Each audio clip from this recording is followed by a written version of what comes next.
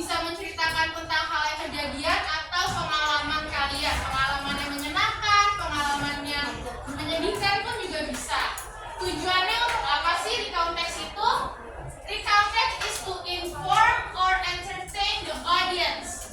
Bisa untuk menginformasikan. Kalau misalnya pengalaman kalian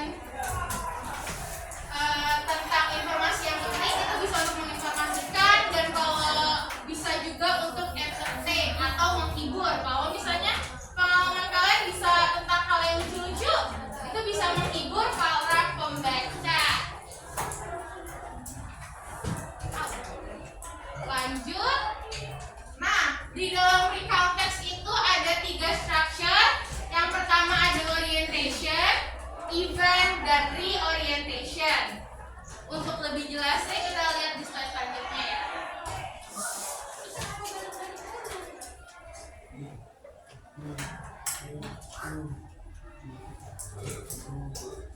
Oke, yang pertama di bagian awal paragraf recount text itu ada orientation, the opening part of the text. Biasanya di dalam paragraf pertama itu memperkenalkan background informasi, kayak tentang di mana itu terjadi dan siapa aja yang terlibat dalam ceritanya.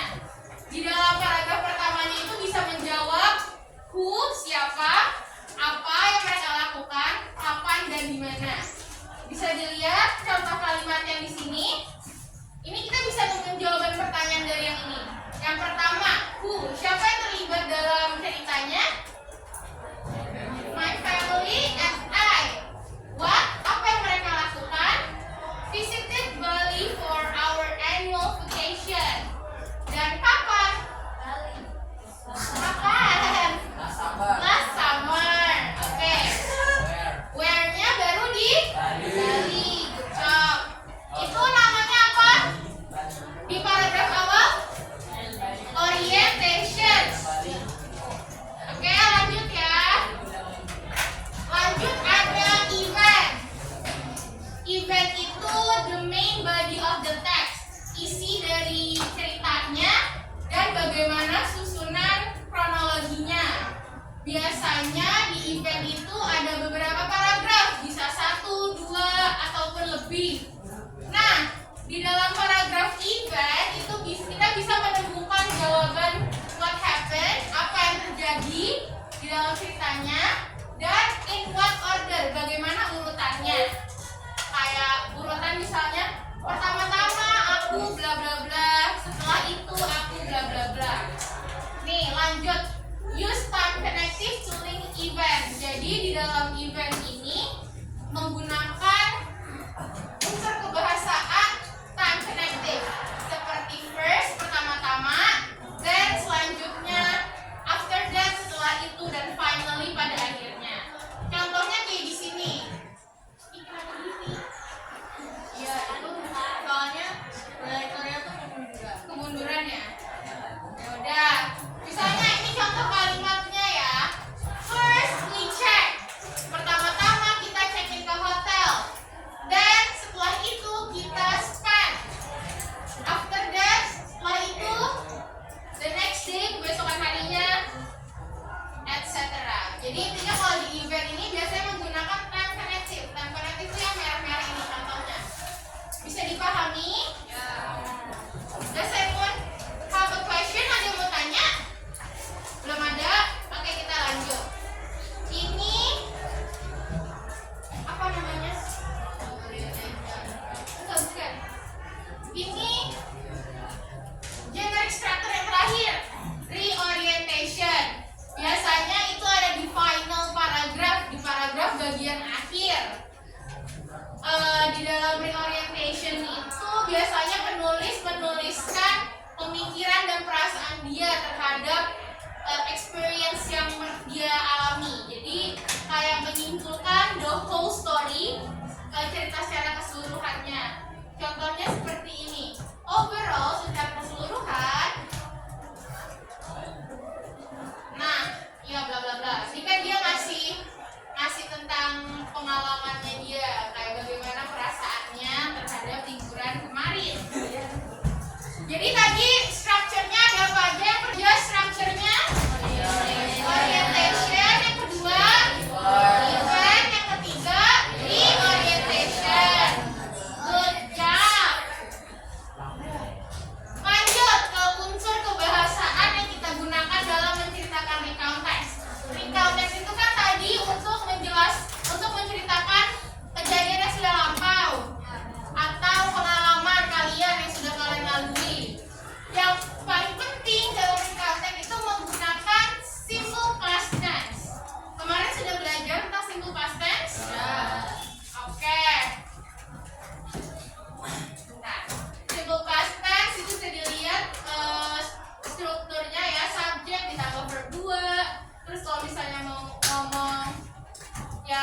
Nominal subject ditambah buzzword atau komplement.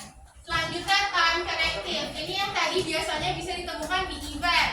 Time connective itu seperti before, sebelum kita berangkat ke Bali misalnya. After, bisa menceritakan tentang setelah kita nyampai di Bali. Terus dan setelah itu, pertama-tama apa yang kita lakukan itu untuk time connective. Itu untuk nyambungin kronologinya. Apa duluan yang terjadi, setelah itu apa, dan akhirnya apa. Paham? Paham.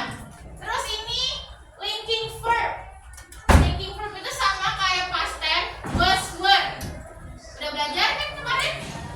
Terus lanjut ya, yang ini kita udah belajar. Lanjut ke specific participant. Specific participant itu bisa apapun, bisa orang, tempat, objek ataupun animal yang involved, yang apa?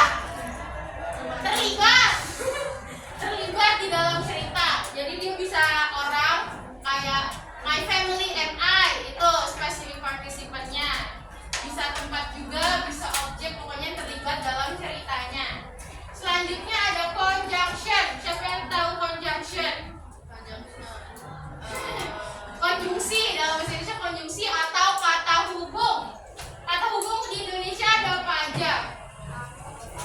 Namun bisa.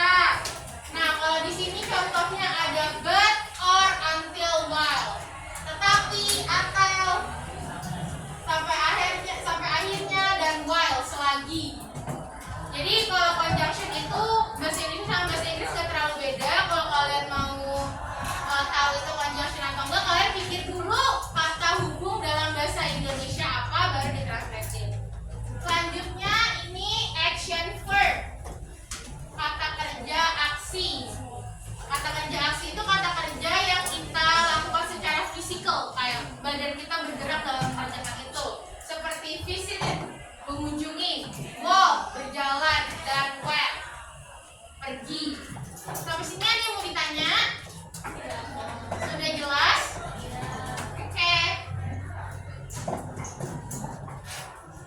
Oke, ini ada contoh recount text-nya.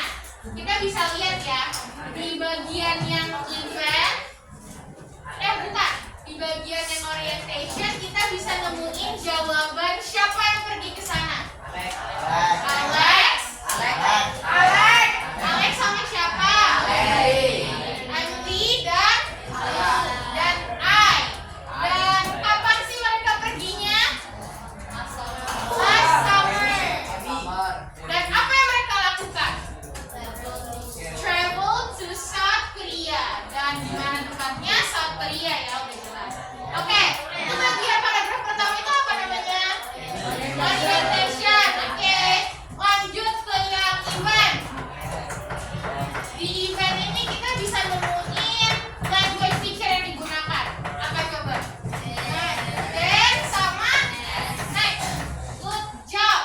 Selanjutnya di reorientation. Di reorientation, kenapa kita bisa tahu ini